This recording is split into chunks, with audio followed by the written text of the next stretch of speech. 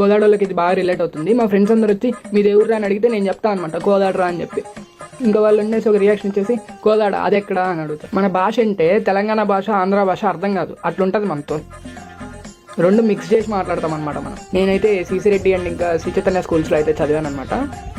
మీరు కోదాడ అయితే మీరు ఏ స్కూల్లో చదువుకున్నారో కింద కామెంట్ చేయండి, ఆర్ కాలేజ్ అయినా సరే.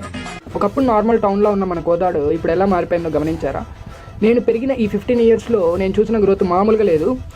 మన టాప్ నాచ్ ఎడ్యుకేషన్ సిస్టమ్, కంటిన్యూస్గా రన్ అయ్యే rice mill, smart administration and unstoppable transportation మన కోదాడిని సూర్యాపేట డిస్టిక్లోనే ఒక పవర్ హౌస్లా నిలబెట్టింది.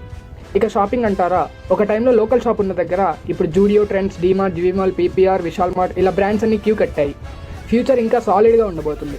నెక్స్ట్ కొన్ని ఇయర్స్లో హైదరాబాద్, అమరావతి టు చెన్నై కనెక్షన్తో మన కోదాడికి super speed trains and railway station వచ్చే ఛాన్స్ కూడా ఉంది. కోదాడ డెవలప్మెంట్ గురించి కొన్ని విషయాలు మాట్లాడుకుందాం. కోదాడ డెవలప్ కావడానికి main reason Hyderabad to Vijayawada highway కోదాడిని టచ్ అవ్వడం, ఇటు ఖమ్మం టు కోదాడ హైవే ఉండడం, కోదాడ టు మిర్యాలగూడకి హైవే ఉండడం, 3 highways అనేవి ఒకటే టౌన్లో టచ్ అవ్వడం అనేది గొప్ప విషయం.